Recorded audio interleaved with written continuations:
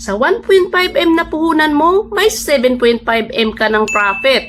Alam mo ba na ang maliit na perang nakatabi sa bangko mo ngayon, pwede maging milyon-milyon gamit lang ang isang ektaryang lupa. Hi, my name is Lorna, isa akong OFW entrepreneur na mahilig mag-invest at dahil dito naisipan kong ibahagi sa vlog ang aking karanasan. Okay, let's do the math. Sabihin natin nakabili ka ng 1 hectare lupa sa probinsya, 10,000 square meter na row lot sa halagang 1.5 million. Magtabi tayo ng 30% space para sa mga kalsada at open space. Standard po yan, so may natitira kang 7,000 square meter na pwedeng ibenta kung hahatiin natin ito sa tag 100 square meter per cut, no? Nakakakuha tayo ng 70 residential slot. So, dito na papasok ang kita. I-develop mo lang ng konti, lagyan ng mga maayos na kalsada at drainage, tapos ibenta mo ang bawat 100 square meter na lote sa murang halaga na 150,000 kada isa. So, swak na ito sa mga naghahanap ng murang hulugang lupa, no? So, 70 lots times 150,000 equals 10,500,000 gross sales, no?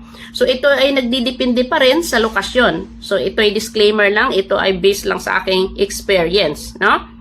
So, bawasan natin ng 1.5 million puhunan sa lupa at humigit kumulang 1.5 million para sa development, permits at marketing. Kasi magbabayad ka pa ng 20% yan sa mga agent yan eh. Depende sa komisyon. So, let's say makakalinis ka ng kasama dito sa yung 1.5 million na development kasama na yon sa mga agents mo. So, mayroon ka pang net profit na 7.5 million na tubo, no? So, saan ka ba niyan makahanap? Napakadali ang kita. So, ang tawag dyan ay land banking at subdividing. Hindi mo kailangan maging bilyonaryo para magsimula. Kailangan mo lang ng tamang kaalaman at diskarte. Gusto mo bang malaman kung paano mag-check kung illegal or safe bilhin ang isang row lot?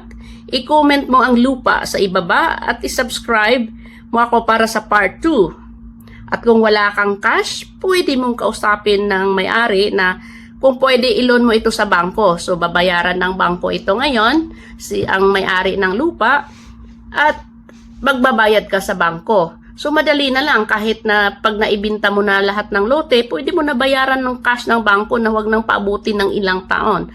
So, sa kondo, ganito rin ang pag-invest ng kondo, no? So, lahat ibabahagi ko po sa inyo.